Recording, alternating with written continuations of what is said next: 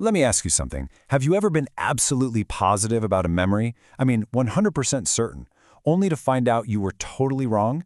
And what if you weren't the only one? What if literally millions of people shared that exact same false memory?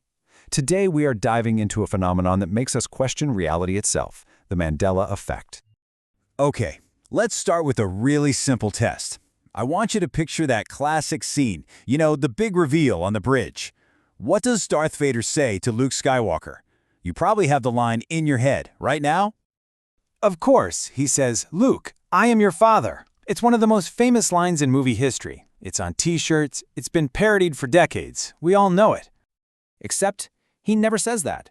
Go back, watch the clip. The actual line is, "No, I am your father." If your mind is just a little bit blown right now, well, congratulations. You've just had your first taste of the Mandela Effect. So what in the world is going on here? How can huge groups of people all misremember the exact same thing? Let's break down what this strange phenomenon actually is. So the whole thing got its name back in 2010 from a paranormal researcher named Fiona Broome. She was at a conference and realized that she and a whole bunch of other people vividly remembered Nelson Mandela dying in prison back in the 1980s. But that never happened. He was released, he became president of South Africa, and he lived all the way until 2013. That really powerful, shared, but totally false memory is what gave this effect its name. And once you start looking, you see it everywhere. Take the Monopoly man. Picture him right now. Top hat, mustache, and a monocle, right? Nope. Rich Uncle Pennybags has never, ever worn a monocle. Most people think we're just confusing him with the Planters mascot, Mr. Peanut. Oh, and this one? This one drives people absolutely bonkers. It's the Berenstain Bears spelled with an A. Go ahead, check your old childhood books. Even so, millions of people would swear on their life it was spelled with an E-I-N. And sometimes, the changes are so subtle. The Kit Kat logo. Did it have a hyphen? A lot of us remember Kit Kat, but if you look at the wrapper, it's always been one word. It's these tiny, super specific and widely shared mistakes that make this whole thing so bizarre. So what's the scientific take on all this? Is it possible our brains are just a little bit faulty? Well, as you can probably guess, it's a little more complicated than that. Okay, the most important thing you need to understand is this. Your memory is not a video camera.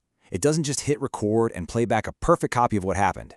Instead, scientists call it a reconstructive process. Every single time you recall a memory, your brain is actually rebuilding it from scratch, and that leaves a lot of room for errors and little changes to creep in.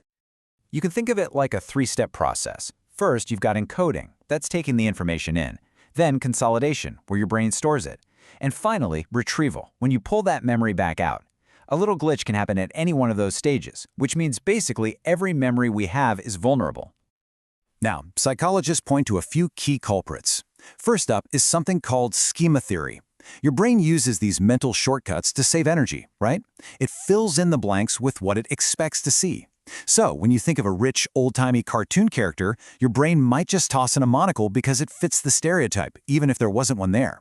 Then there's source confusion, where you remember a fact, but you forget where you heard it. And finally, the misinformation effect, which is huge. Hearing new, wrong information later on can literally rewrite your original memory. And get this, you might think, okay, well, some people must have perfect memories, right? Researchers have studied people with highly superior autobiographical memory. These are people who can recall almost every single day of their lives, and even they can be tricked into forming false memories. It turns out nobody is immune. Okay, so let's use all that science to look at what is probably the most fiercely debated example of the Mandela effect out there. This is a case that really pits logical explanation against thousands of people's unshakable memories. I am, of course, talking about the Fruit of the Loom logo.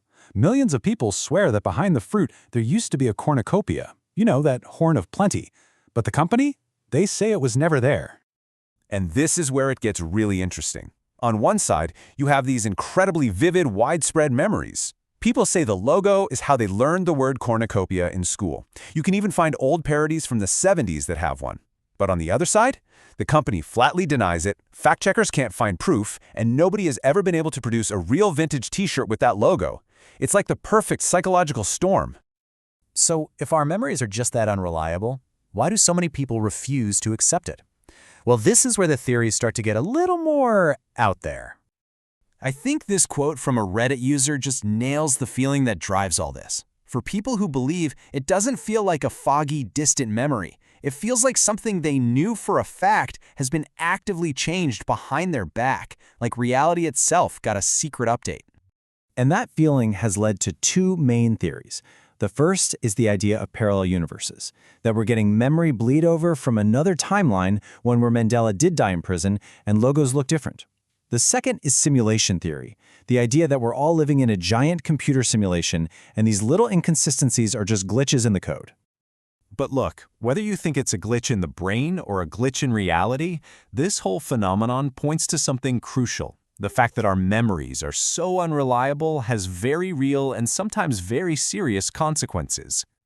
This isn't just a fun internet rabbit hole. It points to a fundamental flaw in how we see the world. I mean, one study found that a whopping 76% of adults failed to recall information accurately. That is a massive margin of error. And this is where the stakes get really high. In our justice system, faulty eyewitness testimony has sent innocent people to prison. In therapy, the memory wars of the 90s were all about whether traumatic memories were being recovered or accidentally planted, and today, with social media, the constant repetition of misinformation can make things that are completely false feel true, twisting our whole sense of reality.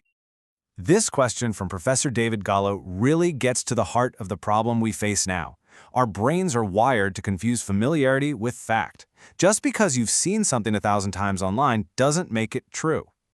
So, in the end, the Mandela Effect leaves us with this really unsettling question. It's a funhouse mirror held up to our own minds, showing us how fragile and strange memory really is.